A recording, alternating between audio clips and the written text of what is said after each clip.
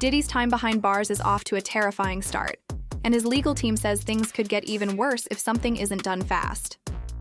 His lawyer, Mark Garagos, is sounding the alarm about what's really happening behind those prison walls. Days after reports came out that someone tried to shank Diddy, G-Rouse revealed that the Bad Boy Records founder is in real danger. Not just because of who he is, but because of how famous he is. When G-Rouse appeared on the DA2 Angry Men podcast, he was asked if he's worried that Diddy could be attacked or harmed in prison. His answer was instant. Yes. He even confirmed that they already tried to shank him once. He is a target because they talked about this in court. They said somebody tried to shank him already, and that he is a big target. Are you concerned that Sean Diddy Combs could be sexually assaulted, violently assaulted? Is that a thing? Because based on what was said in court, it feels like a thing. Yeah, it clearly is a thing. I mean, they're already, and he did not want to make a big deal of it. They already tried to shank him once at the MDC, and that was thwarted. And it happens in prison. I mean, you and I could tick off how many times we are aware of somebody getting seriously injured or killed in prison. And so they're going to have to keep him somewhere that they can keep an eye on him. It would have obviously been better if he had gotten less time and had been at a camp, but he's going to be in a facility where somebody's going to have to, from the BOP, and I think they're well equipped to do it if they can, to keep an eye on him because he is a target. So what does he do? Do they put him in solitary? Is he with the general population? How is this going to work for 2 years? Well, the first thing they do is they've got to designate him. That's what it's called. Right. They're going to take a look at what the judge said. They're going to see the order on the docket. They're going to take the months. They're going to take the offense characteristics. They're going to take some of the other findings that Judge Sabrahanian made, and they're going to designate him to a location. He's going to be in the MDC for a period of time before he's transferred. When he's transferred, then they're going to take all of that into account, and then he will be switched from the jail system to the prison system. He also went on to talk about how Diddy would likely find it hard to adjust to the prison system unless things change for him. Is he out of the woods when it comes to being sexually or in any way assaulted by being in a minimum security prison? When you say out of the woods, it's a prison. Anywhere you go is a prison. You always have to watch your back, literally. And if that's the case, you're never really out of the woods until you're released, or you go to a halfway house, or you get into one of the programs. But if you are in a camp or in a low-level designation, your odds go down dramatically. I mean, you and I, there's no, I just saw a buddy of mine didn't wake up. He's substantially younger than you and me over last weekend. So there's no guarantees you're going to wake up in the morning. So there's never any guarantee. But if he gets designated at what they call a satellite camp or one of the low security institutions, it's a lot safer for him. So he is used to calling the shots. And, I don't know how much you can talk about this because, he's your client. But I know that people who call the shots when suddenly others are calling them for you and you are suddenly a number rather than a king, that it's hard.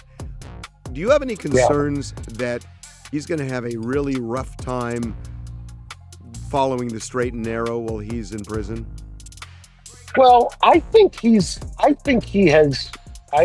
it personally. I think he has changed dramatically while in the jail, which is not a prison. I'll make that distinction. Pre-conviction, post-conviction. Pre-conviction jail, post-conviction prison. So he has changed dramatically. However, there's always that tendency. It's in the personality. I mean, you're 55 years old like Sean, you're 60 some odd like me, 70 some odd like you. It's very hard to change old habits. And the judge kind of said that in as much today in a different context, but it holds true everywhere. You're going to have to fight against that urge. Ever since his arrest last year, Diddy's been locked up at the Metropolitan Detention Center in Brooklyn, one of the roughest spots in the system. But that might soon change as the judge is expected to make a recommendation on where Diddy will serve the rest of his sentence. During a court hearing last Friday, another one of Diddy's lawyers, Brian Steele, dropped a shocking revelation. The guard stopped a person who was armed with a shank who was on top of Sean and about to cut him. Steele said Diddy isn't like the other inmates. His fame makes him a trophy target. Because of that, Diddy reportedly hasn't been able to sleep for more than 2 hours at a time. He cannot go back there, Steele warned, saying Diddy lives in constant fear. Diddy was sentenced to 50 months in prison after being found guilty on 2 prostitution-related charges. Prosecutors had pushed for 11 years, but his lawyers argued for just 14 months, which could have gotten him out almost immediately since he's already served over a year behind bars. Many people who have historically blown the whistle on his crimes have since celebrated him being sent to prison, even if it isn't the outcome they fully wanted. Jaguar Wright in particular believes there is a lot more Diddy has to answer for. In the other races, did they even know of the stories you were telling, and what feedback were they saying about your You want to know what's funny? Everyone that was not my color believed me.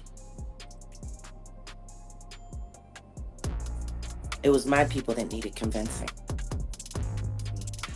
My people needed to literally see video footage of Diddy being himself before they were even willing to admit that maybe I was right. But after today, you know. Psychologically, what do you think that is? Like, you're going after our heroes and people don't want to believe that our heroes could be... If someone like the Diddler is your hero, then you should hurry up and go to hell with him. If someone like Jay-Z is your hero, then, you know, just be glad you're not talented so he could sacrifice you like he tried to do me, and he succeeded with Aaliyah. Like, if these are your heroes, why don't you, you know, keep saying free R. Kelly? Like, if these are your heroes. See, this is the problem that I have. Still, legal expert Jeffrey Ellman called the sentence a really serious punishment, especially considering Diddy has spent 13 months in one of the worst prisons in America. Today's Dog and Pony show, while interesting and funny at times, didn't move the judge at all. Lichtman said he surely had in his mind before he came onto the bench today that he was giving Combs 50 months. He added, "As bad as Combs' behavior was, it never was clear what federal laws he violated, if any, and 50 months in jail, a lot of it in one of the worst prisons in America, is a really serious punishment." Still, Ellman believes Diddy might not be behind bars for the full term. "My guess is he will be out in about 18 months, 2 years tops," he said. But for now, Diddy's situation looks grim. Gene Deal actually had a very dire warning for him now that it looks like Diddy will end up in prison after all. I just got, if I could say one thing to him, in all honesty, don't drop the soap. When Diddy does get out, what direction you think he should go in?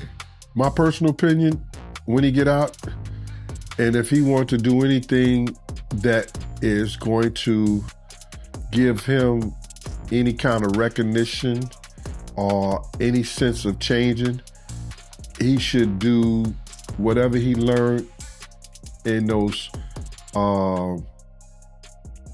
rehabilitation classes, with reentry, with drug treatment, with domestic violence, open up some nonprofit agencies that people can get help from, or he can use his platform for doing the right thing by people that has been wrong, whether it's in domestic violence or in drug treatment. I think he should go in that route. What you think about Diddy complaining about the living conditions in prison? It's prison. He's not the only one in those conditions.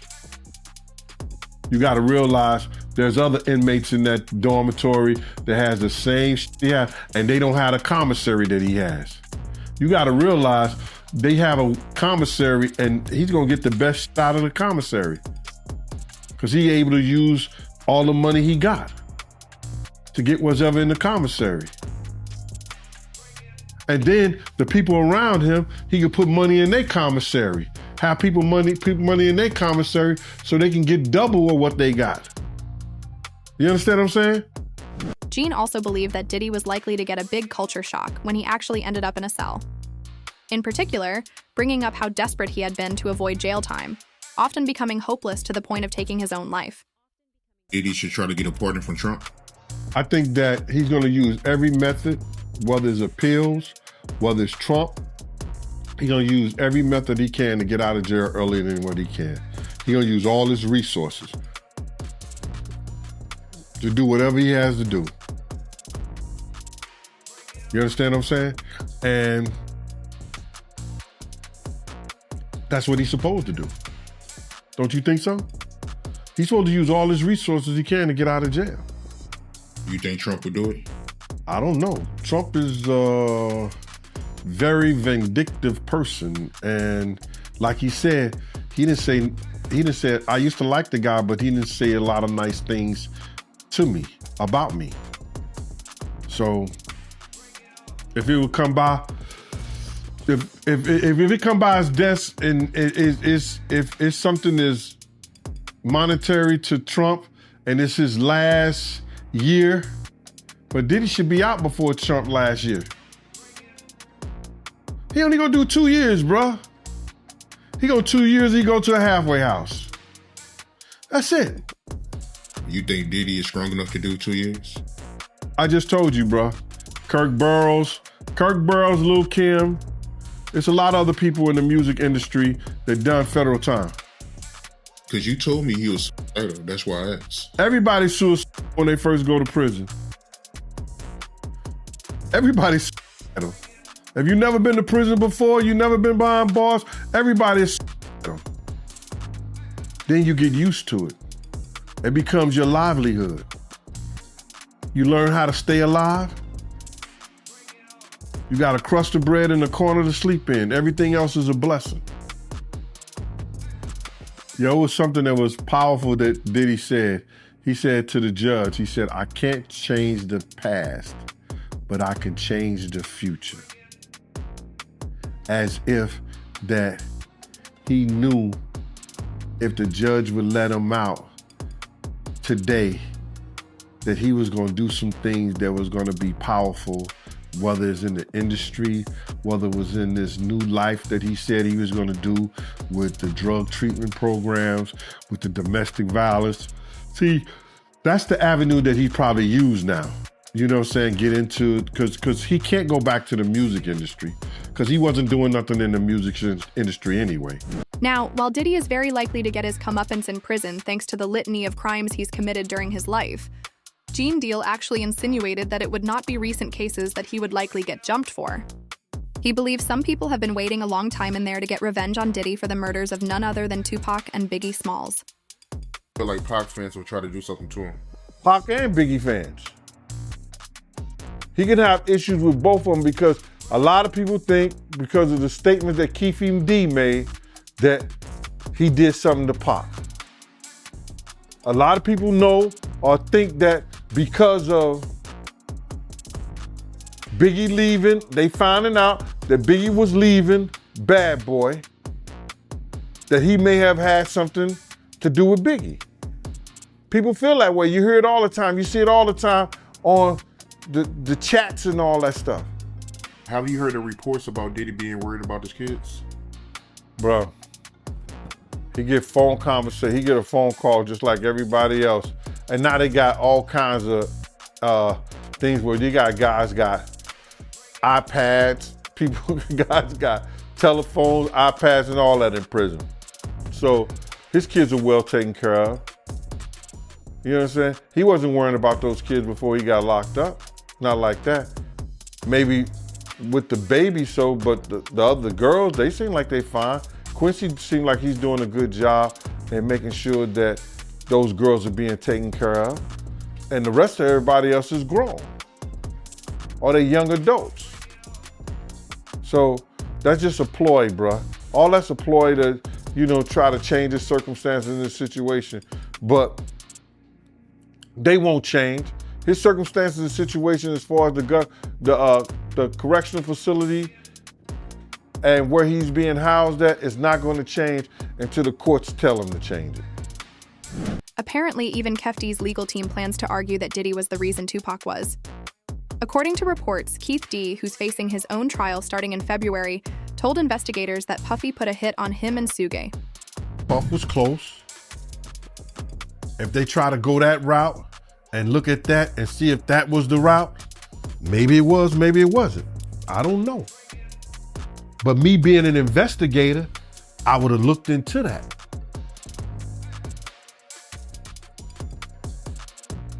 If Keith D says that he was trying to get his money from Puff through Zip, and he got that money was worth $6, and they could trace it back to them, and both of those people could say that,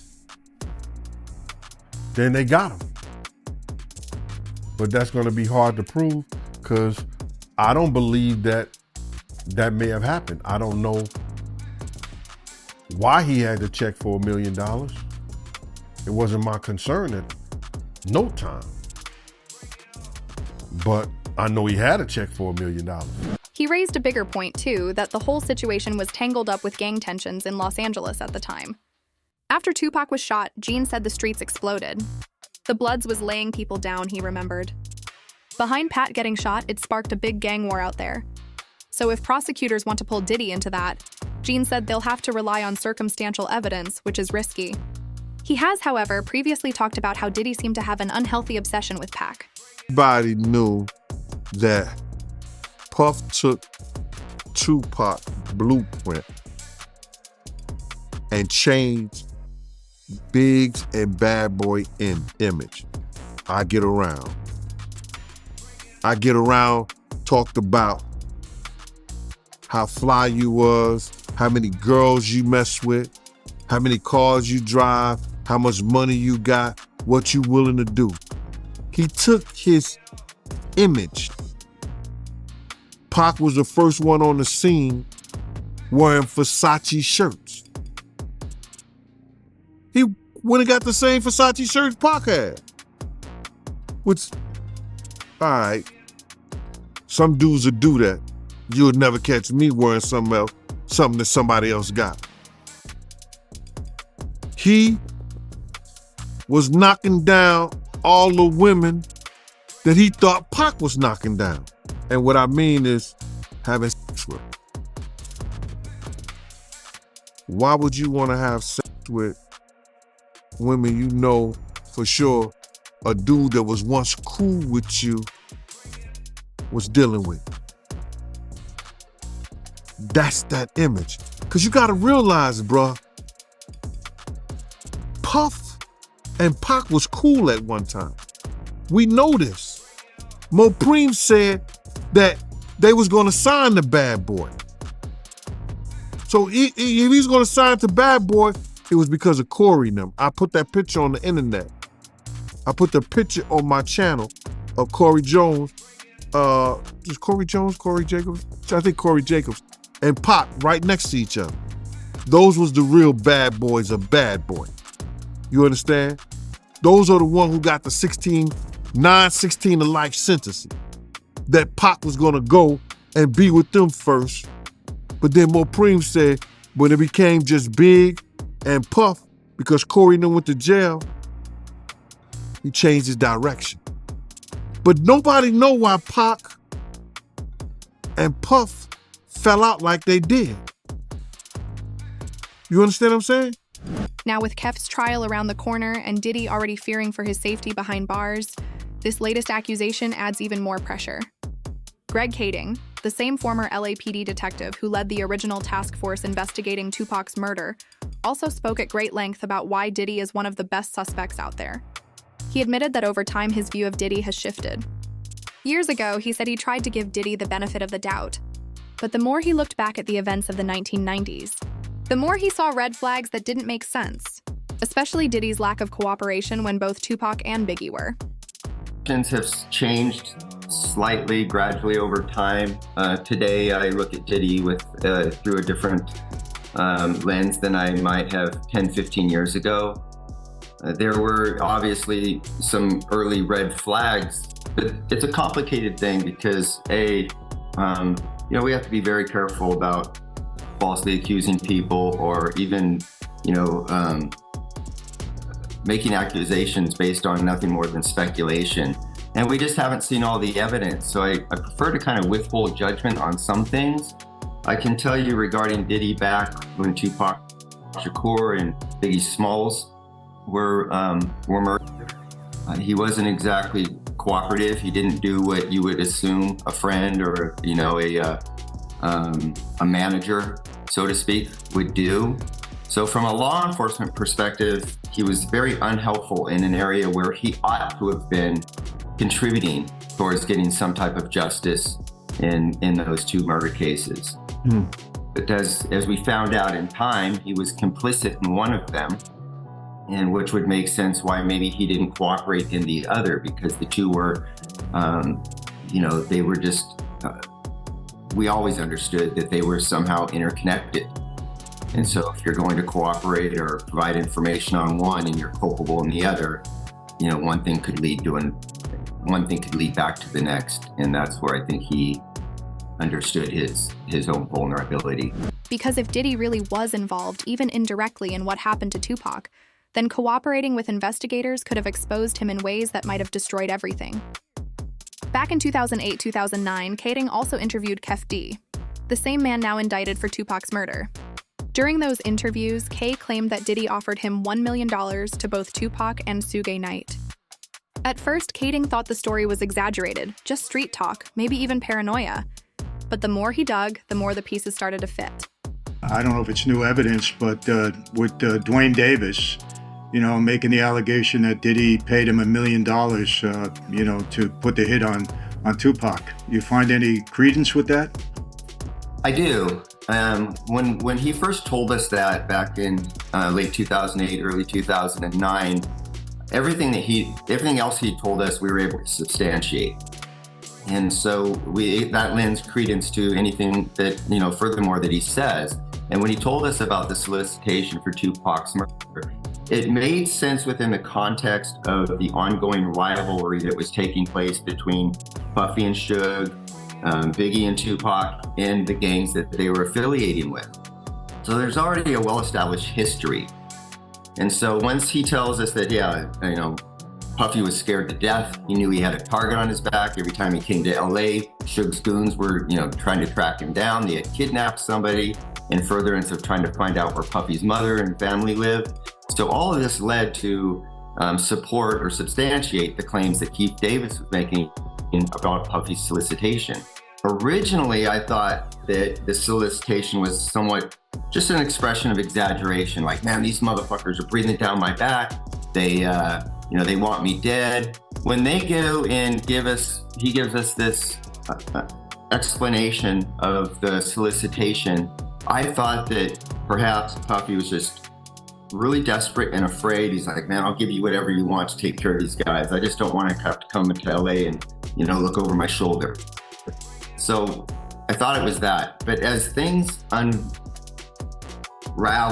in the last decade, I'm seeing a completely different character and nature of Puffy that I didn't take into consideration at that time. Now I see maybe he's capable of doing something as direct and intentional as what Keefy D was saying happened. Now, Diddy seems absolutely adamant on not going back to jail. And people can't help but speculate that it may be because he's afraid of facing retribution from Pac and Biggie fans in prison. Do you think that's a possibility? Let us know in the comments below.